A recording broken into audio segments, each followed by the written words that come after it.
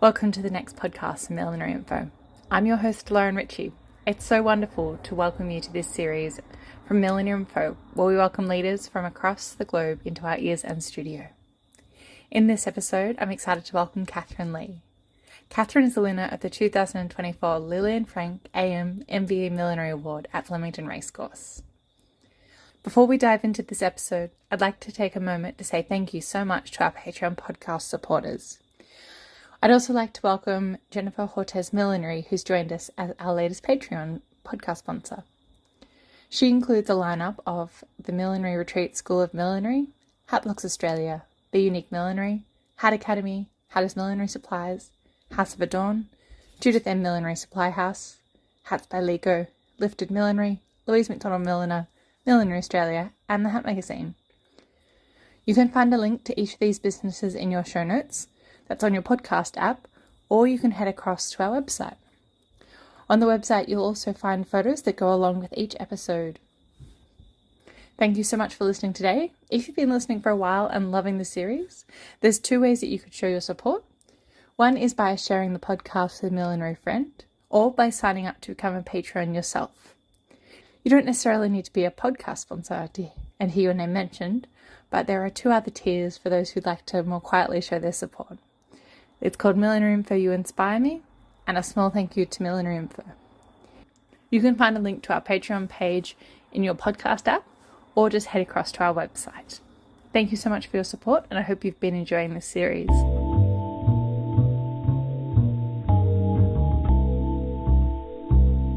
Thank you so much, Kathryn, for joining me on today's episode of Millinery.Info. It's so wonderful to have you as part of this episode. Thank you. Thank you so much for having me, Lauren.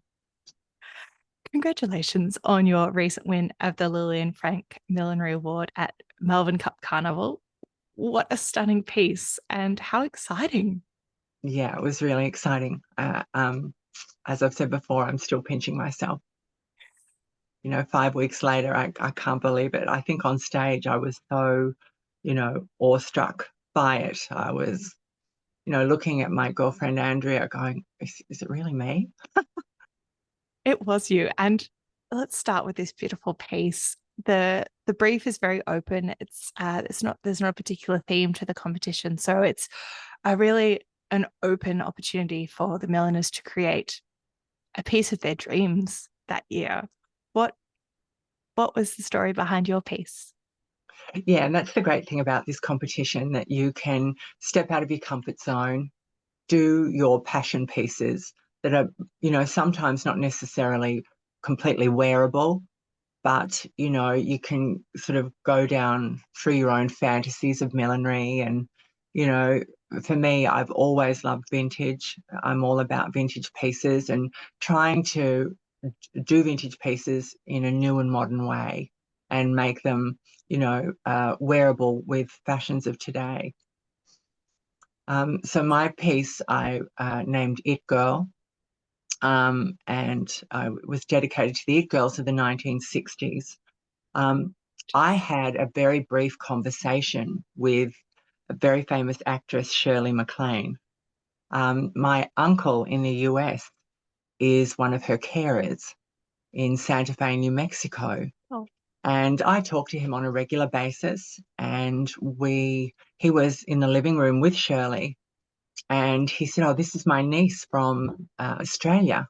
So he handed the phone to her, and I had a 10-minute conversation, and trying not to be too starstruck, I was asking about one of her movies, which is one of my favorite movies, called Sweet Charity. And it's a great musical dance movie, and there's an incredible dance scene in it, which, was choreographed by Bob Fosse. And I'm a former dancer. So, I'm always drawn to those kind of movies. So I was talking to her about that. And that's what started this little bit off about this piece, was talking to her. And then I went down this, rabbit hole of 60s. It was so beautiful. You shared a few behind the scenes videos on your social media of the construction process. It looked amazing, the technical skill and the number of different techniques you pulled together to create this. Could you tell us about the materials and the processes of construction? Yeah, well, the straw is a vintage viscose, which I love to use because I can dye it and it's so easy to dye, and the colors are so rich, and the texture and the sheen is really beautiful. So I wanted a nice candy pink 60s color. And I'd done a couture beading course earlier in the year. So I wanted to incorporate some of those new skills and, do that with the piece. Used as well as seed beads and bugle beads. I also incorporated some of the more natural precious stones like rose quartz, jade. Yeah, and I like the mixture of both. It's beautiful. It was so effective. And the look you put your model in was a perfect complement to the hat. Is that a outfit you already had, or had a vision for what it might be? No, it all came together, quite by surprise, the outfit. It was actually from Zara. And a part of my inspiration was that I'd seen so much of a 60s influence in many collections this year. Like Celine did a whole 60s campaign, which I was just in love with. But even Balenciaga, some of their hats were very 60s oriented, like the big ball shapes that they were doing. And yeah, so it was really easy for me to draw, from that. And I just purely came across the Zara play suit, and it went beautifully. And by adding the chin So strap on fun. the hat was like an added accessory and a piece of jewelry that was connected to the hat, and it all worked out so well. And capturing the photos, one of the challenges, I guess, of this competition is that you need to produce photos ahead of showcasing the piece on the runway. How did you go about putting that together? Yeah, look, I think with this competition, it's very visual. And I decided not to go down the route of just sitting there and talking about it. I wanted it to be, a production from start to finish. And again, that must be the dancer in me. I wanted to do the complete package. Um, so yeah, I had that whole vision from the very beginning. And I'm very fortunate. I'm married to somebody who's really good at videoing, photography, and his editing skills. And look, I really feel that that's as important in this competition as the actual millinery. And yeah, so I'm so pleased with I wanted to do the story of It Girl, so we took her out onto the streets in Potts Point to some of the iconic locations here, and yeah, it almost looked like it could have been filmed in the 60s from a 60s TV show. It was so gorgeous. And your model as well was just the perfect look and feel for that. Yeah, I had a lot of people think it's the same model that I used for the shoot and for Melbourne, but they were two completely different girls, both really beautiful. Um, yeah, and both look like 60s icons. Absolutely. How did you, because you're based up in Sydney, but the competition is presented in Melbourne as part of Cup Week. Had you already lined someone up for the modeling? Because that's one of, again, another challenge of this competition is the turnaround between knowing that you're a finalist and presenting and having to which is put together on all those details. which is only 2 weeks. So they let us know on the Friday, I think, that we're finalists, and then we literally have just over 2 weeks to get all that together. So, you immediately start, putting your feelers out to agencies saying, please send me pics of what girls you have. And then everybody's doing the same thing. So you'll pick a girl and then she goes pretty quick. So you've got to make your decision. And I was really thrilled with that I got Sophia in Melbourne because she was just breathtaking. And there really was no other it girl for that hat. And even the way she moved in it and with the outfit, she told the story. She really was, her cheekiness, and it was incredible. She looked absolutely rocking. It was amazing.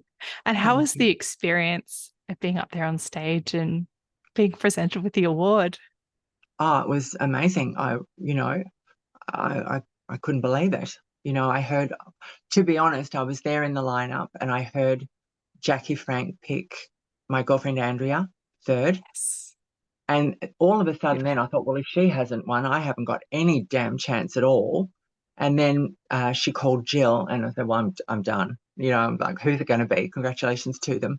Um, and then, she said, and this piece I can see on my mother in the 1960s, and the crowd went crazy. And like, I think Sophia looked at me and goes, I'm sure it's you. And then she said, Kathryn Lee. And I was, from then I think I saw stars and birds flying around my head. I was just in shock.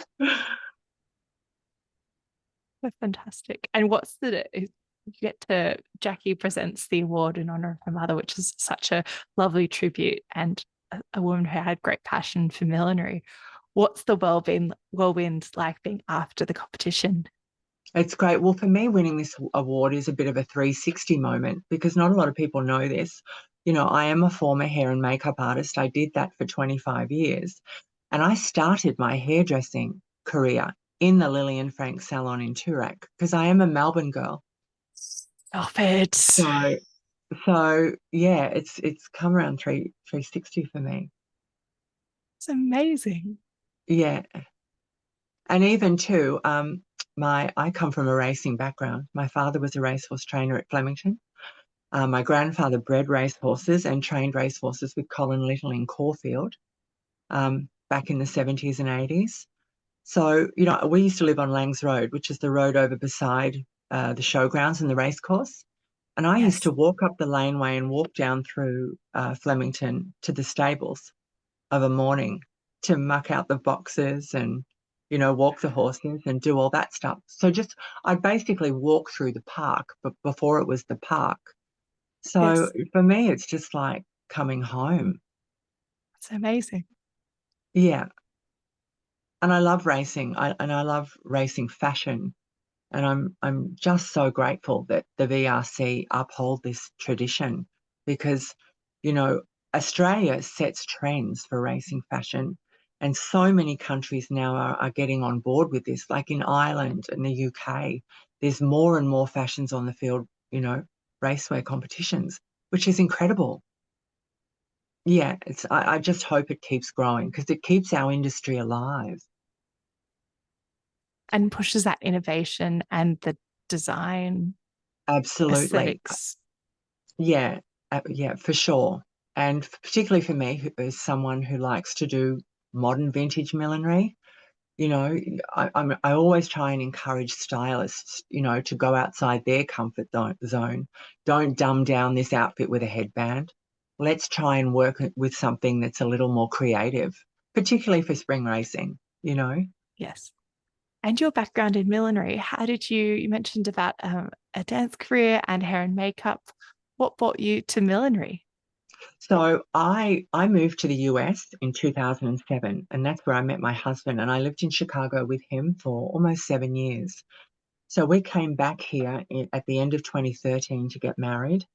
And it was only supposed to be a holiday, but while he was here, a headhunter sort of found him, and we did this quick trip to Sydney. And it was like a surprise weekend. And I'm like, okay, let's go. And he didn't tell me. And he goes, I'm actually here for a job interview. How do you feel about Sydney? I went, oh, wow. Okay. Well, it's much closer to my family, but yeah, great. So anyway, he got the job and, we moved to Sydney and we were here by April. We moved to Paddington and we lived just around the corner from Neil Grigg, milliner, on William Street. And I used to walk past his shop every day, just oohing and ahhing at all his beautiful creations. And, he'd often be outside with his cat having a coffee. So we'd chat every day. And I'd made little fascinator pieces to go to the races. I've always been quite crafty. And he said to me one day, can you sew? And I said, yeah, I can. And he goes, well, I'm getting really busy and I could do with some help. Would you help me? And so the rest is history. I started and it was just incredible for me. So I did that and then I did lots of other master classes with milliners. And then I went to TAFE New South Wales and did my Cert 3. The Sydney Design Studio, I did a course with them as well. Yeah, The so fates had it for you. Yeah, absolutely. And so when I first moved to Sydney, I opened a women's boutique. And so that was doing the millinery was a great way of incorporating that into my business, putting hats Yes. with the clothes. Had you had a background in fashion and like were you sewing for yourself as well, or just did Yeah, a lot of making? I've sewn for myself, but I've always been a real lover of fashion. Always. Always so impeccably dressed when I see you. Thank you. Thanks a lot. I love clothes. They're an extension of who we are. You know, they make you feel good. Yeah. And a hat is like the cherry on top. And these days, like I feel, fashion, like you see so many people in activewear. So it's great that we can go somewhere and put on a really incredible outfit and a hat and feel great, have a good time with other people that feel the same way. You know, it's more about the feeling, I think, than the actual dressing. It makes you feel good. Absolutely. Yeah. When did you launch your label? I launched my label, I think it was around 2019 when I was started doing basically millinery full time. Um, I closed the shop completely at the beginning of the first lockdown. Yes. I thought it was really wise. It was a bit of a scary time. We didn't know how all this was going to pan out. Yeah, just I thought financially paying rent and not having foot traffic and customers, and yeah, I Yes. thought it was the smart thing to do, and I'm so glad that I did because it really pushed me into millinery. Yeah, and I had more time to do more learning and do more education, which was great. And I think that's an important thing, never stop learning. I'm always hungry for more knowledge. And we're so lucky here in Australia. There's so many incredible milliners and teachers that we can learn from. Where do you work from for your millinery space? So my studio is at home where I'm sitting now. We have a rather large two-bedroom apartment in the heart of Potts Point, right behind the iconic Coca-Cola sign in Sydney. A lot of people would know the Coca-Cola Yes. sign. Um, and it's a very old building that was built in 1925, and it was fully renovated in the mid 2000s. Yeah, but right up until then, I think I was told that it was a rent by the hour hotel, which is true to King's Cross and this area back then. So it's got a bit of a colourful history, and I always like telling that story because it's funny to me. Bit of personality about it. Yeah, it's got lots of personality. So my studio's it's actually a converted balcony that's been all enclosed. It has Oh, wow. huge, big, bright windows. So it's very long and narrow. Yeah, but it's great to be able to work from home, and it's also not great to be able to work from home. I often get a little bit distracted by other things. When I should be sitting here and working. Um, and always the fridge is way too close. The snack factor is high. Yeah. Yeah. So, working from home, I'm sure that, always accounts to more kilos. Do you have clients come and visit you in this space? Yeah, I do. I don't really do collections anymore because I don't have the room to store them. I mainly do custom and bespoke pieces. So I do my one-on-one consultations here, or I can do them for my interstate and overseas clients. I do them via Zoom as well. And I like to offer that personal experience. By doing it this way, I get to spend a bit more time um, on each hat. Because I like to bead. I like to do a little bit more of the intricate work. You know, so there's that new term I've been hearing, specialization. It's sort of coming in now that specialization is what we should be trying to do, keeping some of these old techniques and creative crafts, going. So yeah, I'm all about that. And how do you decide what materials you'd like to source or keep in stock for your clients to be able to choose from? Yeah, keeping in mind, sustainability. The vintage viscose that I buy vintage, and it's often from the 60s and the 50s, and it's quite hard to source, but it is out there. So I will always try and use like recycled materials, vintage materials, and they also go well with my aesthetic. Yeah, so that's tend to what I'll always go for first. And two, I like to take apart, old beaded dresses and use the fabrics. I'm always scouring vintage stores, even for old bits of jewellery and so forth. Like you'll always see like bits of the beading will be part of an old necklace and stuff. Because quite often you can't find those materials anymore. So it's great to use them. No one else is going to have them. Adding a unique point of difference. Yeah, for sure. What is your process like with those custom orders or made to measure designs with your clients? Well, my client, if my client comes to my studio, I usually ask them to bring their dress, their outfit, or at the very least some of the fabric if they're having something made.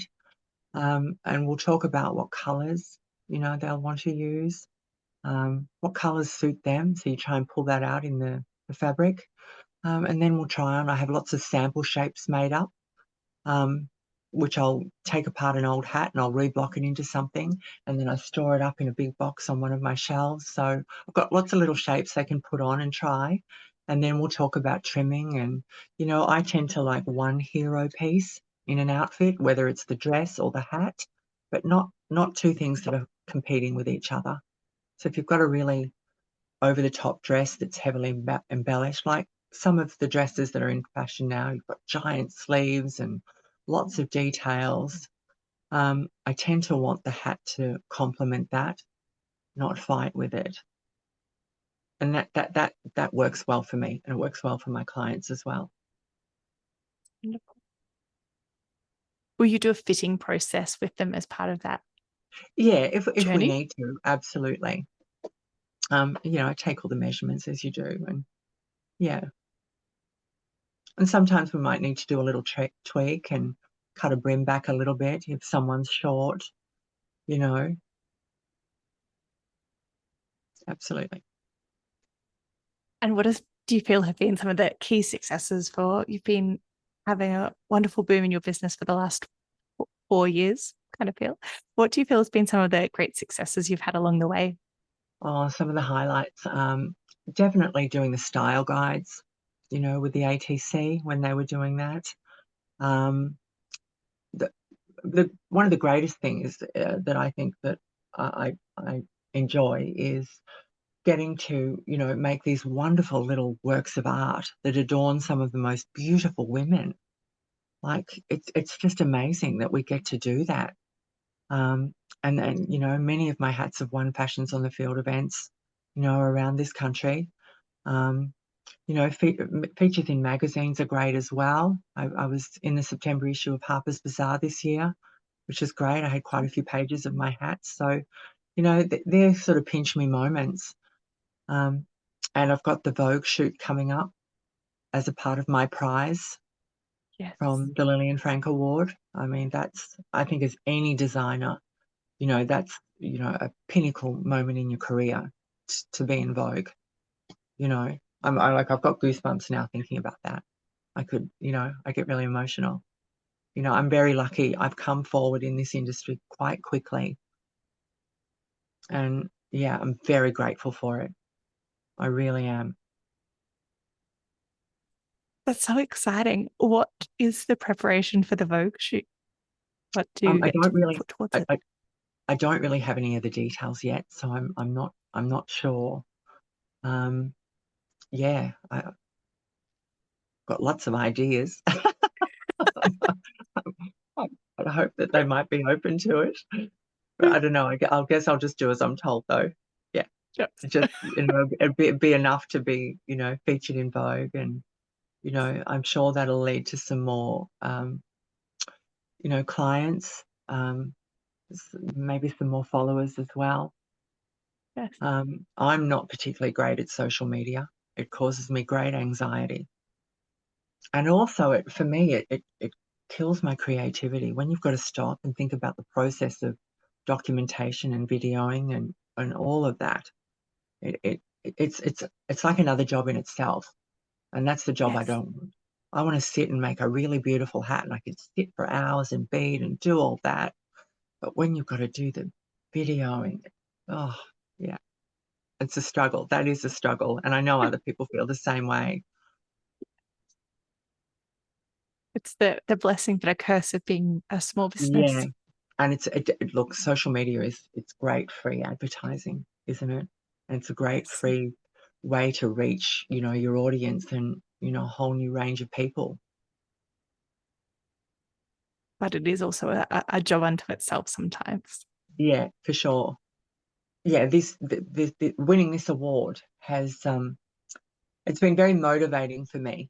It's really was wonderful to be recognized by your peers and win this, but it's a little bit of a fire underneath me. It's given me that little boost of confidence that I think I needed this year. Yeah. So I've already started on a little capsule collection that revolves around It Girl. Oh, Um, exciting. so they're going to be more beaded, more intricate. It won't be a huge collection because they're all very time consuming pieces, but I'm trying to be more organized and more focused on planning for next year. So many good things have come from this.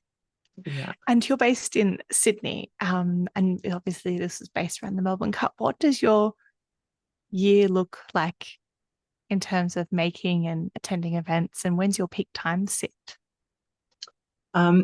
Usually, well, for all of us, it's spring racing. It's our biggest season. But now going into Queensland's Magic Millions, there's the polo and the Yes. race, Magic Millions race days.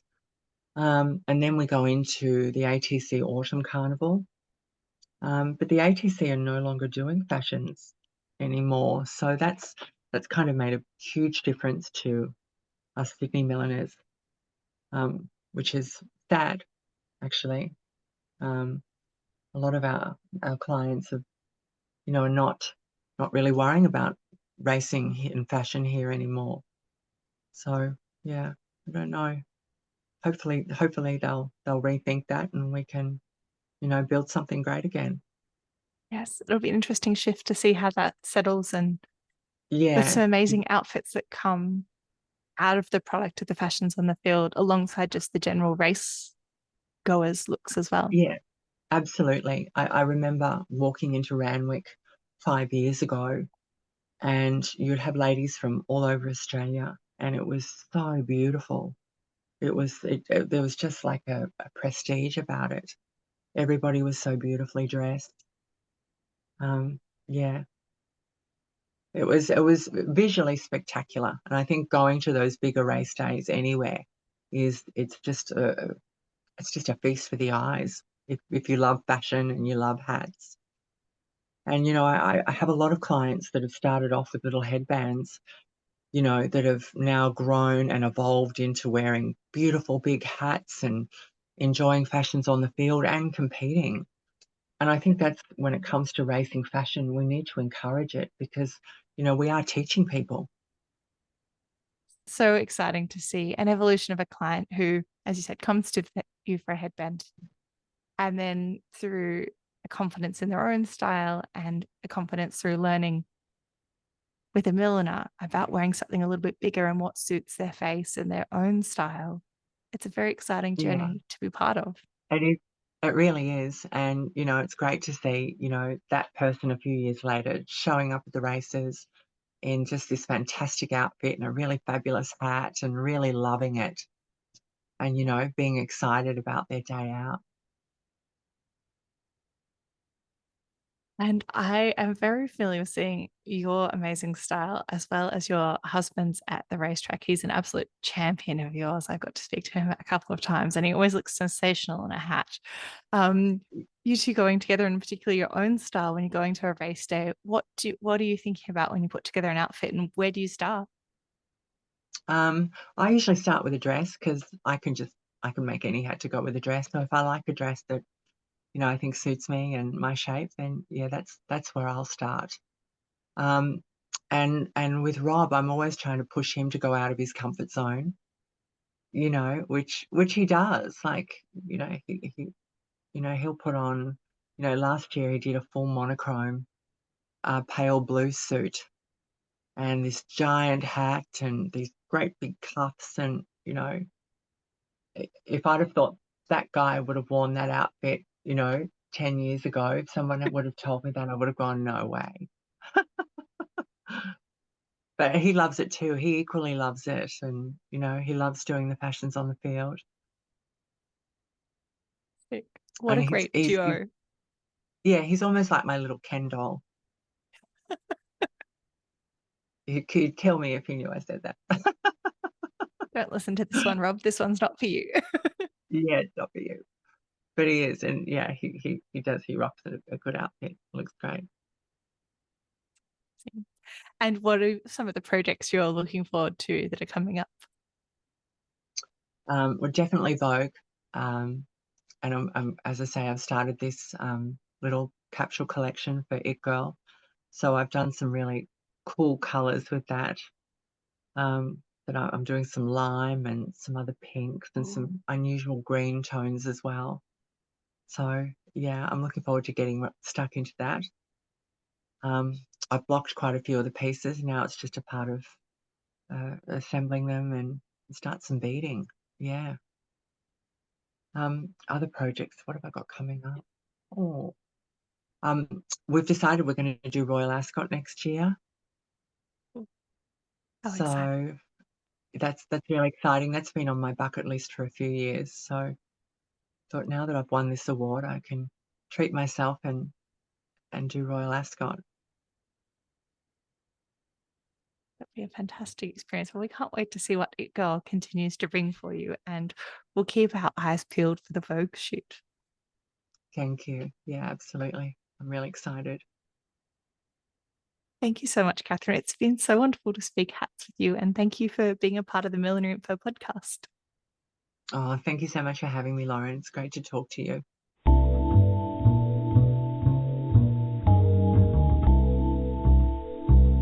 Thank you so much for joining me for this episode of Millinery.Info. It was wonderful to hear Kathryn's story. Thank you to our Patreon podcast sponsors for their support: Hat Academy, Millinery Australia, Hatters Millinery Supplies, House of Adorn, Judith M. Millinery Supply House, Hats by Lego, Be Unique Millinery, Lifted Millinery, Louise McDonald Milliner, The Hat Magazine, Hat Blocks Australia, the Millinery Retreat School of Millinery, and Jennifer Hortes Millinery. You can find a link to each of these businesses in the show notes of your podcast app, or head across to our website. On the website, you'll also find some photos of Kathryn's work. If you'd love to hear your name mentioned in our Patreon podcast lineup, head across to patreon.com/MillineryInfo to find out how you can sign up and show your support. I'm your host, Lauren Ritchie. Thank you so much for joining me for another episode of Millinery Info. I look forward to talking hats with you again soon.